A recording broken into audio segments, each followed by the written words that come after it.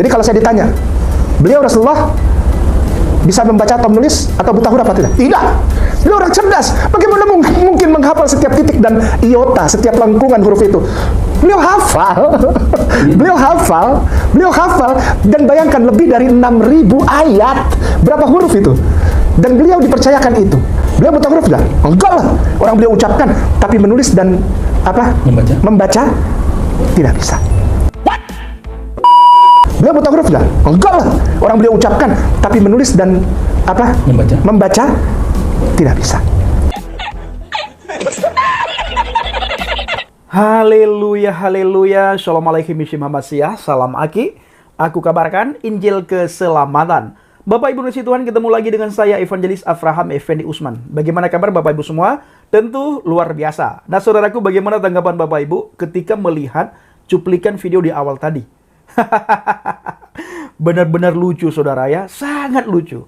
Coba Bapak Ibu bayangkan, Bapak Ibu renungkan, pernah tidak Bapak Ibu melihat si Kainama membahas imannya yang dianut sekarang, membahas kitabnya, membahas hadis, membahas sejarah mengenai agamanya? Tidak pernah. Memang dia tidak punya pengetahuan akan hal itu. Nah, supaya dia dianggap orang hebat, dianggap orang yang berpendidikan tinggi, dianggap orang yang berpengetahuan, lalu dia korek-korek itu Alkitab. Dia ngais-ngais Alkitab, Bapak Ibu. Setiap hari tugasnya mengais-ngais Alkitab. Setiap hari tugasnya mengemis kepada Alkitab. Padahal dia sudah meninggalkan Alkitab. Dia sudah meninggalkan kekristenan. Tetapi setiap hari keluar dari mulut, bibir, lidah Kainama tentang Alkitab, tentang kekristenan. Cuma dia membahasnya menurut udelnya dia. Ini sangat kita sayangkan apabila dia mengalami seperti Ahmad Dedet alami. Ahmad Dedet gara-gara menghina Ruach HaKodesh, menghina kekristenan, menghina Alkitab, mencemooh iman kekristenan, mengais-ngais Alkitab lalu dia tafsirkan menurut udelnya dia. Tidak lama dia ditompol oleh malaikat. Dia mengalami sakit yang sangat parah. Sangat menderita hidupnya.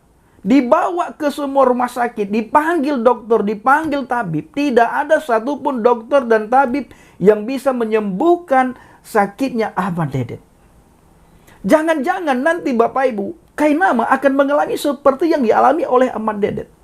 Karena begitu sering mulutnya mentafsirkan firman Tuhan seenak udelnya, dia mentafsirkan dengan tujuan membengkokkan saudara, dengan seenak pikiran dia, dengan semaunya dia nanti ditampar oleh malaikat Tuhan.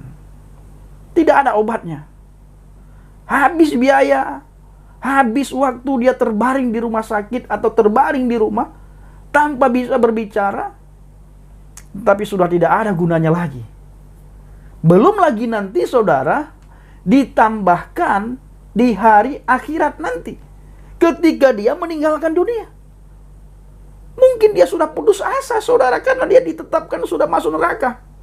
Begitu dia sudah keluar dari iman kekristenan, langsung dia ditetapkan masuk neraka.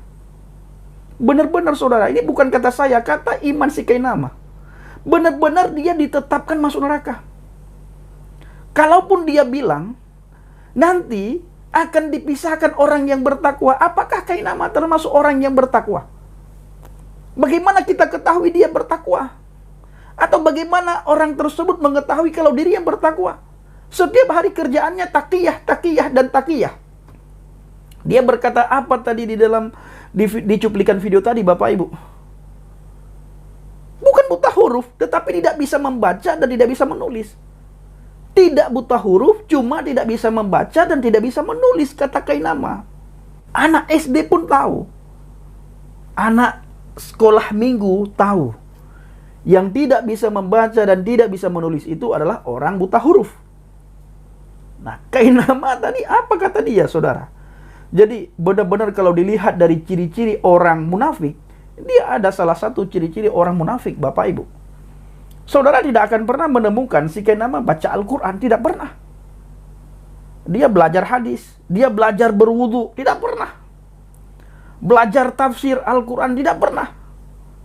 Selalu di videonya dia ngais-ngais Alkitab. Dia mengemis pada Alkitab supaya ada nama junjungannya di dalam Alkitab. Dia mengemis pada Alkitab supaya didapati nama junjungannya di Alkitab. Dia mengemis pada Alkitab supaya orang-orang percaya terhadap omongan dia kalau di dalam Alkitab itu ada nama junjungannya. Saya dulu juga seperti itu, Bapak Ibu. Saya mendengar dari orang-orang, dari ustadz, mendengar dari katanya, kalau di dalam Alkitab itu ada nabi dan ada nama junjungan saya. Ternyata ketika saya menjadi orang Kristen, menjadi orang percaya kepada Tuhan, menjadi seorang evangelis, pergi memberitakan Injil, saya tidak pernah menemukan satu ayat pun dalam Alkitab yang berbicara mengenai nabi dari Arab. Tidak pernah. Dan tidak pernah ada nabi dari Arab kalau menurut Alkitab.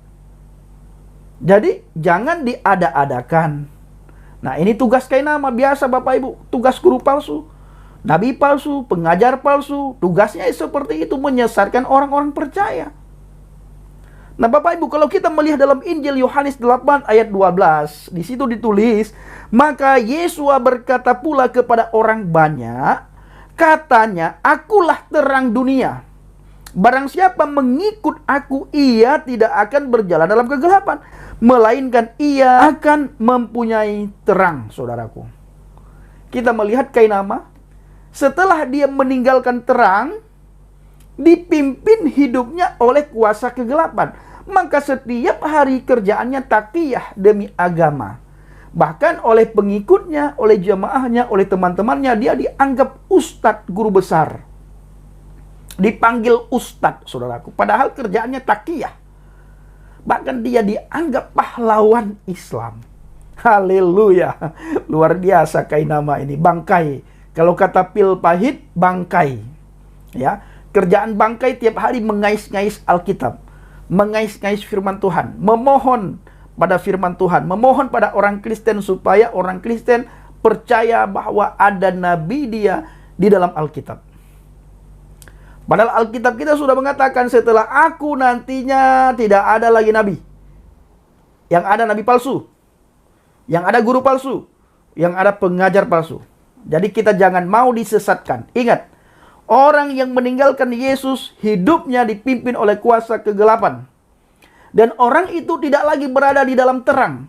Maka kita tiap hari melihat bagaimana Kainama ngais-ngais Alkitab hanya untuk mentafsirkan menurut udelnya dia. Seolah-olah dia hebat. Dia baca beberapa ayat dalam versi bahasa Ibrani, bahasa Hebrew. Seolah-olah dia jago, Bapak Ibu. Ketika dites oleh Bang Gracia Pelo, bab di masjid, tak bangai ternyata. Myokun udah ngace, teprat bangai sih kayak namanya. Nah, jadi waktu itu Bapak Ibu, oleh panitia yang mengundang Kainama di sebuah masjid di daerah Jawa Timur, memberikan pengumuman bahwa semua orang boleh datang. Bahkan dikhususkan untuk orang Kristen bisa datang supaya mendengar pengajaran daripada Ustadz Kainama lulusan Haifa, Israel katanya. Haifa mana tidak tahu Bapak Ibu. Katanya Haifa Israel. Nah, di saat Kainama khotbah ceramah, selesai dia ceramah, dia buka sesi tanya jawab. Bang Gracia Pelo hadir mendengar khotbahnya si Kainama. Dites baca bahasa Ibrani Bapak Ibu. Tidak bisa baca. Nah, ini yang dianggap orang buta huruf. Tidak bisa baca. Disuruh baca. Ditunjukkan. Dan apa yang dia baca di saat dia ceramah di masjid itu ternyata salah. Yang mengoreksi adalah Bang Gracia Pelo. Sampai Bang Gracia Pelo diusir Bapak Ibu. Sendiri Bang Gracia Pelo datang ke masjid itu. Diusir. Padahal mereka undang. Betapa banyak jemaah yang dibohongi oleh si Kainama. Coba bayangkan. Coba saudara berpikir dengan pikiran yang jernih, dengan pikiran yang jernih, dengan otak yang cerdas, dengan hati yang lapang, dengan hati yang ikhlas. Betapa ribu jamaah atau umat Islam yang dibohongi oleh si Kainama. Nah, coba ustadz, alim ulama, para kiai, panggil Kainama, ajak dia ke jamaah tabligh. Biar dia belajar Al-Quran, biar dia belajar hadis, biar dia belajar sejarah, biar dia belajar toharah, biar dia belajar kitab-kitab kuning yang lain, supaya dia jangan sibuk mengais-ngais Alkitab, lalu dia tafsirkan Alkitab menurut udelnya dia. Nanti ketika kami counter, kami dianggap penistaan agama. Jangan begitu. Ya, jangan begitu. Ini zaman internet. Zaman tidak bisa orang dibohongi dengan begitu saja. Nah, baik saudaraku yang dikasihi Tuhan, jangan pernah meninggalkan Yesus. Di luar dia kita akan berjalan di dalam kegelapan. Karena dia adalah terang dunia. Akulah terang dunia, kata Yesus Kristus. Barang siapa mengikut aku, ia tidak akan berjalan dalam kegelapan, melainkan ia akan mempunyai terang hidup.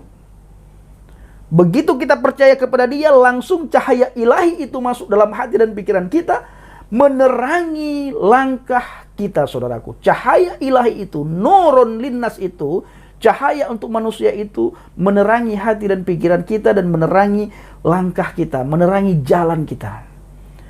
Kita tidak akan tersandung lagi.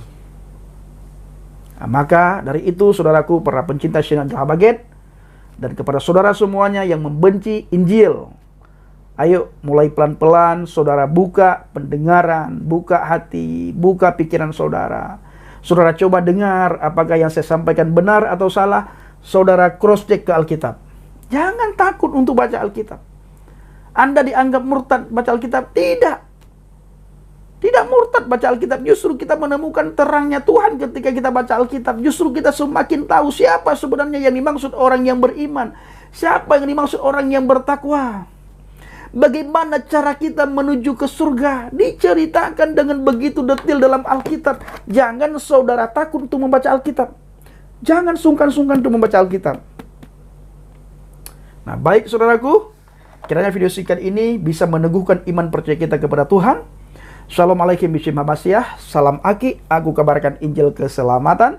Bapak Yahweh bishim Adonai Yesus Hamasyah. Waruah Kudus memberkati kita semua. Haleluya. Amin. Salam murtadin.